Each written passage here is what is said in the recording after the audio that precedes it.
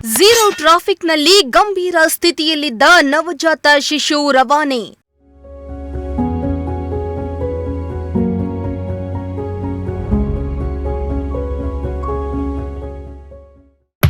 Ambulance ಸಿಬ್ಬಂದಿ ಹಾಗೂ ಪೊಲೀಸರ ಕಾರ್ಯಕ್ಕೆ ಮೆಚ್ಚುಗೆ.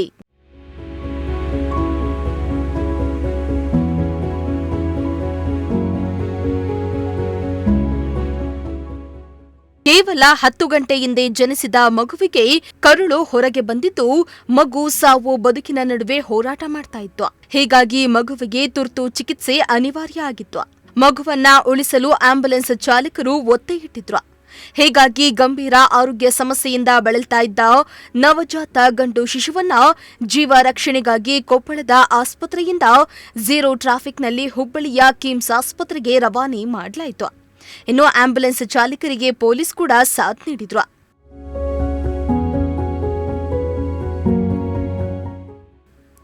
ಇನ್ನು ಕೊಪ್ಪಳ ಜಿಲ್ಲೆಯ ಕೂಕನೂರು ತಾಲೂಕಿನ ಗುತ್ತೂರು ಗ್ರಾಮದ ಮಲ್ಲಪ್ಪ ವಿಜಯಲಕ್ಷ್ಮಿ ದಂಪತಿಗೆ ಕೂಕನೂರಿನ ಸರ್ಕಾರಿ ಆಸ್ಪತ್ರೆಯಲ್ಲಿ ಗಂಡು ಮಗು ಜನಿಸಿತು. ಹೆರಿಗೆ ವೇಳೆ ಶಿಶುವಿನ ಕರುಳುಗಳು ಹೊರಗಡೆ ಬಂದ ಹಿನ್ನೆಲೆ ತಕ್ಷಣವೇ ಹೆಚ್ಚಿನ ಚಿಕಿತ್ಸೆಯ ಅಗತ್ಯವಾಗಿತ್ತು. ಹೀಗಾಗಿ ಕೊಪ್ಪಳದ ತಾಯಿ ಮಕ್ಕಳ ಆಸ್ಪತ್ರೆಯಲ್ಲಿ ಪ್ರಾಥಮಿಕ ಚಿಕಿತ್ಸೆ ನೀಡಿದ ಬಳಿಕ ಹೆಚ್ಚಿನ ಚಿಕಿತ್ಸೆಗೆ ಝೀರೋ ಟ್ರಾಫಿಕ್ನಲ್ಲಿ ಸುಮಾರು 110 ಕಿಲೋಮೀಟರ್ ದೂರದ ಹುಬ್ಬಳ್ಳಿಯ ಕಿಮ್ಸ್ ಆಸ್ಪತ್ರೆಗೆ ರವಾನೆ ಮಾಡಲಾಯಿತು.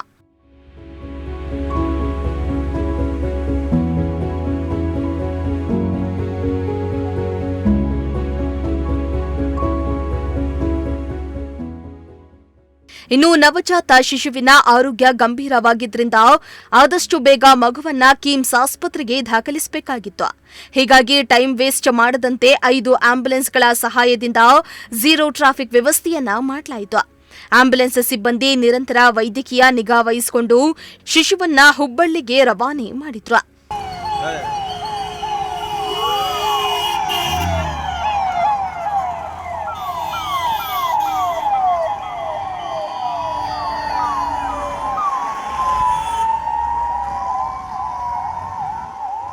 ಇನ್ನು ಮಗುವಿನ ಪರಿಸ್ಥಿತಿಯನ್ನ ಪೊಲೀಸ್ ಇಲಾಖೆಗೂ ಕೂಡ ತಿಳಿಸಲಾಗಿದ್ದು, ಪೊಲೀಸರು ಕೂಡ ಮಗುವಿನ ರಕ್ಷಣೆಗೆ ಕೈಜೋಡಿಸಿದ್ರು. ಮಾರ್ಗ ಮಧ್ಯೆ ಆಂಬ್ಯುಲೆನ್ಸ್ ಸುಗಮ ಸಂಚಾರ ಒದಗಿಸಲು ಪೊಲೀಸ್ ಇಲಾಖೆ ಸಂಪೂರ್ಣ ಸಹಕಾರ ನೀಡಿದ್ದು, ಪ್ರಮುಖ ರಸ್ತೆಗಳಲ್ಲಿನ ವಾಹನ ಸಂಚಾರ ನಿಯಂತ್ರಿಸಿ ಝೀರೋ ಟ್ರಾಫಿಕ್ ವ್ಯವಸ್ಥೆಯನ್ನ ಕಲ್ಪಿಸಿತು. ಮಗುವಿನ ಜೀವ ಉಳಿಸಲು ಪೊಲೀಸರು ಹಾಗೂ ಆಂಬ್ಯುಲೆನ್ಸ್ ಸಿಬ್ಬಂದಿಯ ಕಾರ್ಯಕ್ಕೆ ಎಲ್ಲೆಡೆ ಮೆಚ್ಚುಗೆ ವ್ಯಕ್ತವಾಯಿತು.